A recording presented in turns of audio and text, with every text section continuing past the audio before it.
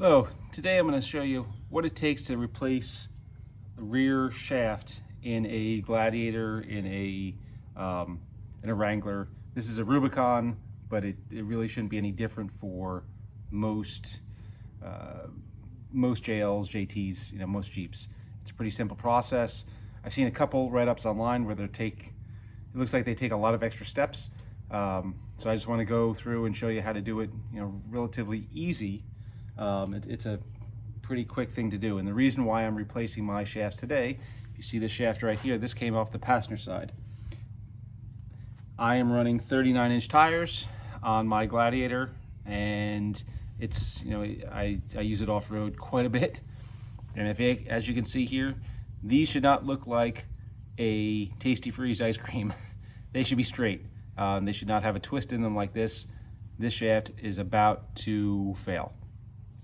And so I'm replacing it before the shaft fails. Right now, I'm replacing it with another stock shaft out of a Mojave, which has the same rear axle as the Rubicon, because I have ordered a set of chromoly shafts that are unfortunately back ordered, and they've been back ordered for about a month and a half now. So I'm replacing with just another set of stock shafts that Bubba at Exodus 4x4 was kind enough to send me when I let him know that I was looking for shafts and I didn't have any, and mine were about to go. He was very kind enough to mail me a set of stock shafts for the back. Now these are fairly beefy shafts.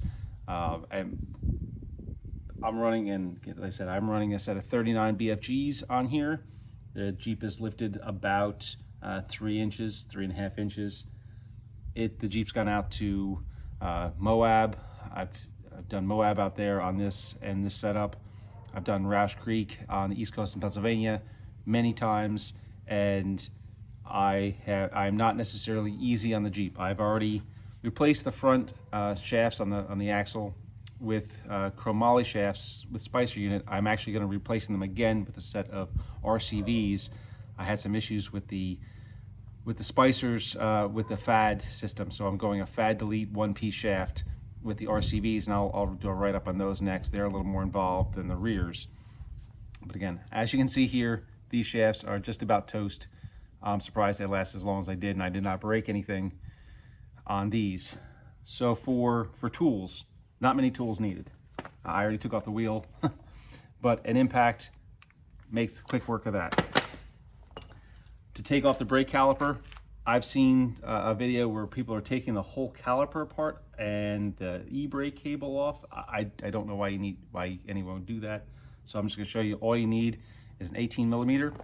Another thing that you do need is a T27. That takes off, sorry, I'm gonna move this. So the T27 takes off a bolt here that holds on the disc. So you're taking that off, you're taking off the caliper. So I'll start with first taking out the caliper, but really the only things that you need is a 5/16, a 18mm, and a T27. That does pretty much the entire job. Now to take the shaft out, I have a pry bar to help pop the shaft out. And sometimes you need to wiggle the inner race of the bearing out, and I'll show you how to do that. So I'll show you in real time how to do this, but it's a fairly simple process. So let's begin. So I'm gonna move this here. You can see it as I'm doing.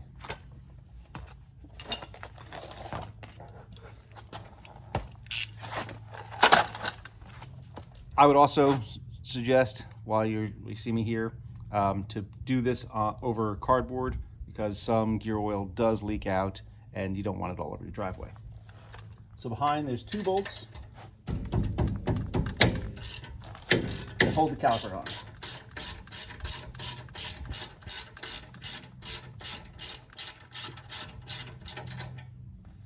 Nothing here is something that you would need any kind of specialty tool for.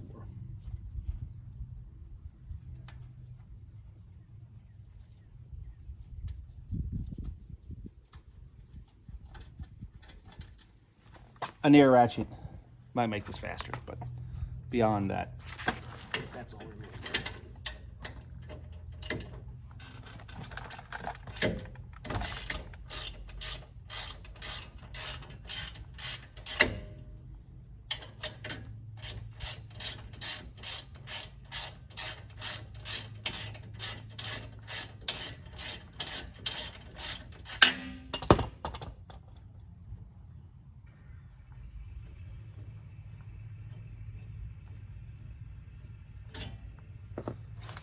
Another note, I have extended brake lines, so when I drop the caliper down, it's going to just go onto the ground. If you have stock brake lines, get something so you can rest the caliper on, because otherwise you don't want it hanging from the brake.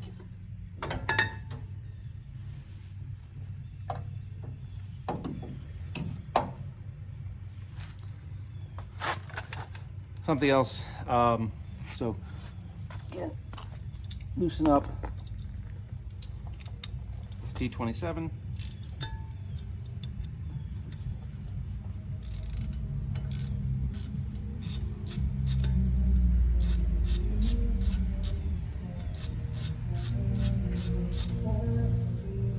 Looks like I'm getting a delivery. Ooh, and he likes a lot of music.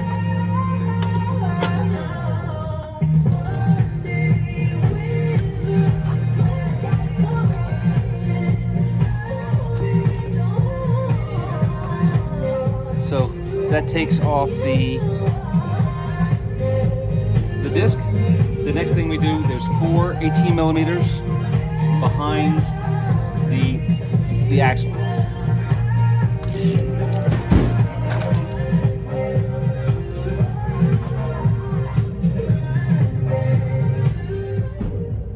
So I'll show you this again. It's like Amazon's delivering something to my house, but that's what that was. So back here, there are 4 18 millimeters that you take off.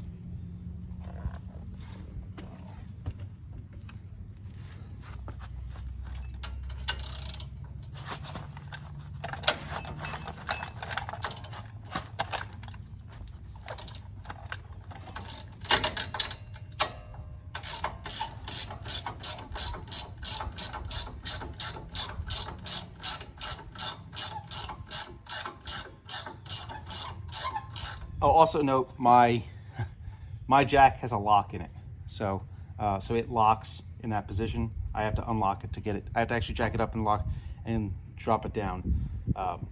Otherwise, use a jack stick.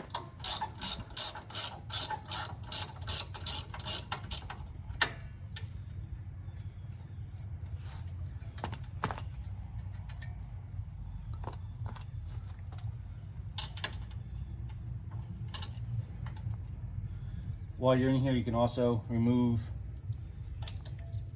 just unhook the line for the sensor just to get it out of the way.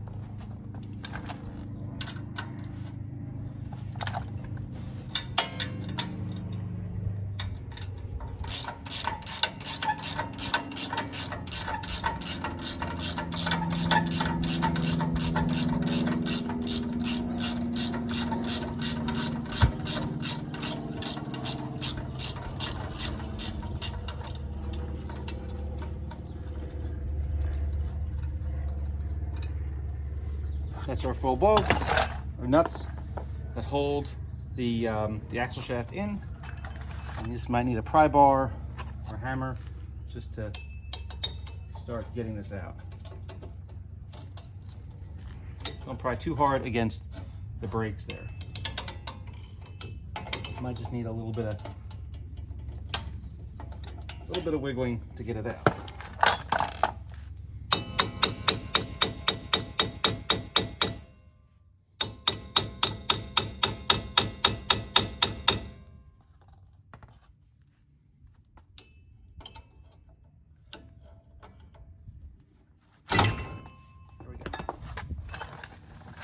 So now we're going to take this shaft out, see how bad this one is. So there's a piece right here. I'll show you once I pull the shaft out.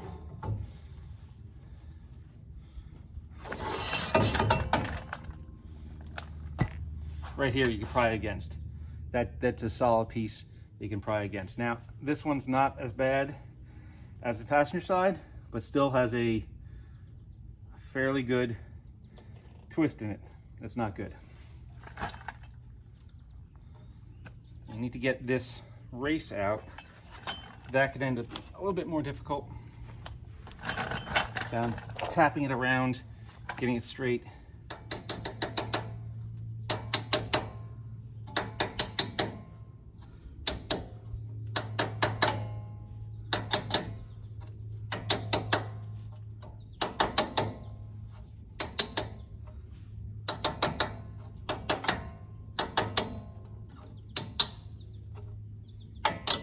There we go.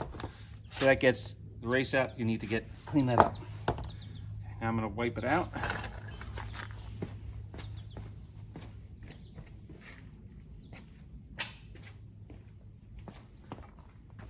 You also want to have a can of brake clean on you. I'm going to clean out this.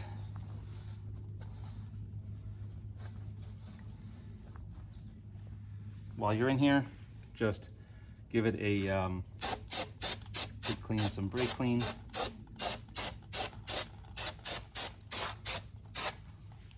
And then clean under the rag. Wipe out the housing again, because you don't want anything in there when you put the new shaft and bearing in.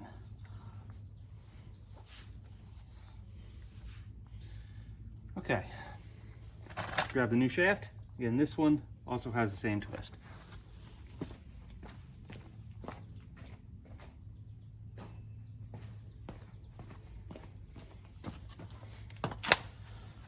So the new shaft, it's, again, this one's out of Mojave, same thing, same rear axle as the Rubicon. So it's now just the opposite step.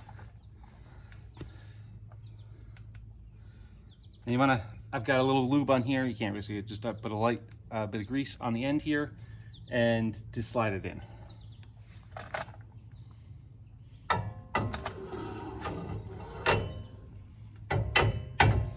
I'm also going to make sure I wipe off because this has been sitting out.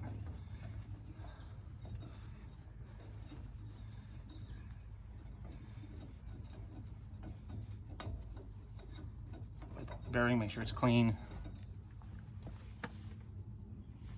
I did not take the sensor out. That's a 5/8. Use that.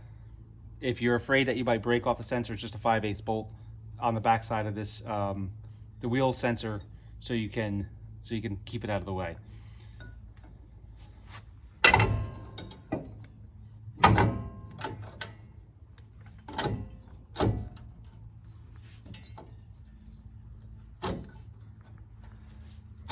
Okay, so there's a right way and a wrong way that this goes back on. There's a narrow side to where the bolts are. The narrow side goes top to bottom, so the narrow side's at the top and at the bottom. The wider side is on the sides. It's pretty self-explanatory when you go put it back in, but just to let you know, that's what you need to do. Then it's just a matter of bolting everything back up.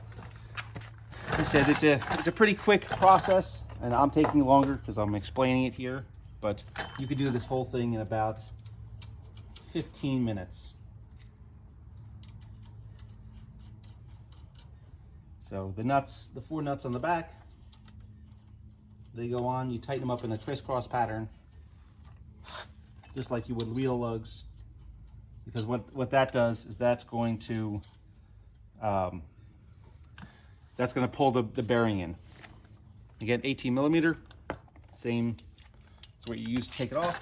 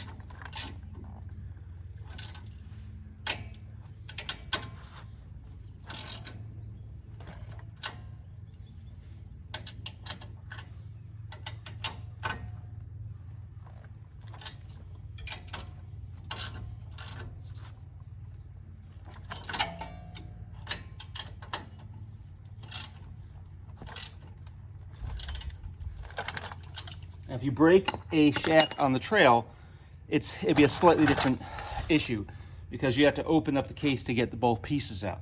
So this is just if you're replacing it before it's broken. Put the rotor back on.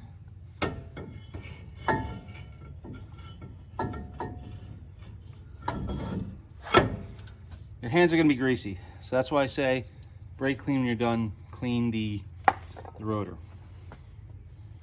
Don't forget to put this little bolt back in.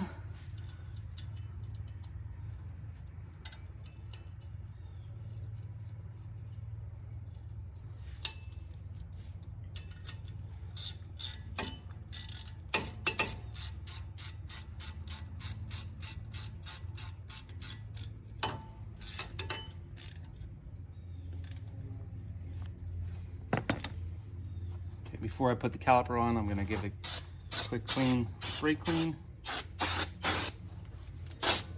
Pretty careful not to touch any surfaces, but you always want to do that because you don't want grease on your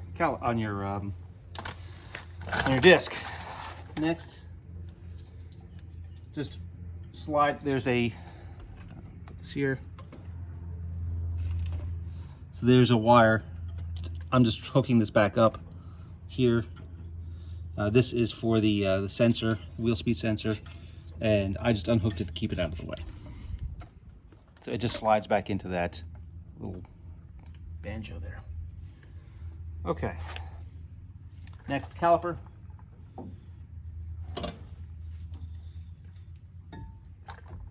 This just slides back on.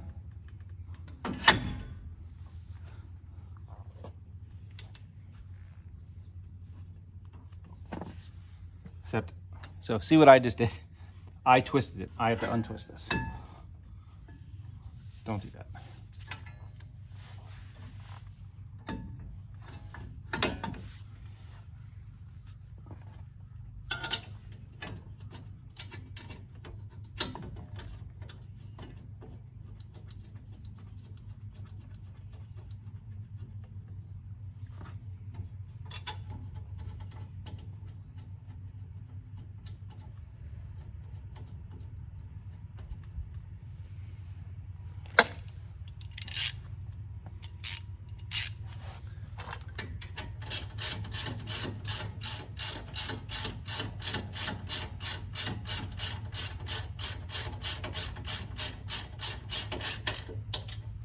Another note from this, something I didn't mention before, is that you want to make sure that your e-brake is not on.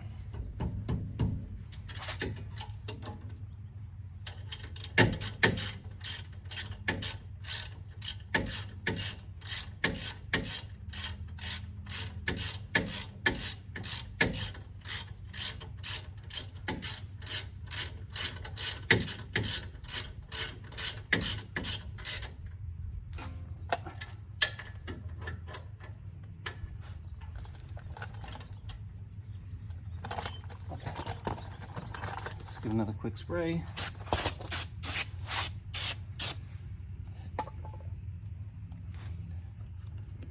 And now that's basically it.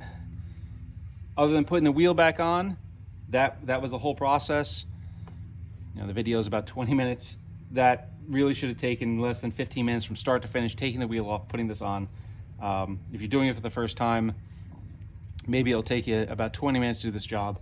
But if you were to order new shafts and you were to get them in, it's a pretty simple job. You need really a minimal of tools: a 18 millimeter, a 27 T27, a 5/8 if you want to take out that sensor.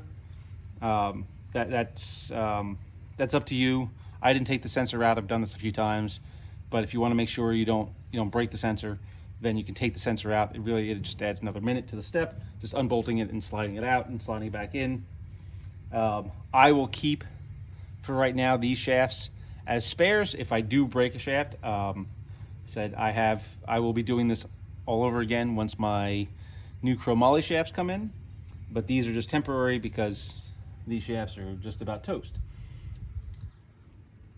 I hope everyone learned something from this, and again, I watched a few videos where people were taking a lot more apart than needed to be taken apart to do this job. So I hope everyone again learned a little something on replacing the rear shafts on a Gladiator, on a JL Wrangler, on a Rubicon. They're all going to be similar. On a Rubicon and a Mojave, the left and right shafts are different. They have different lengths. On a non-Rubicon, both side shafts are both the same size. So that's one difference where it won't matter which one. You don't have to make sure you're putting the right side in. It's pretty self-explanatory once you look at the shafts. One is about an inch longer than the other one on the Rubicon. Thank you.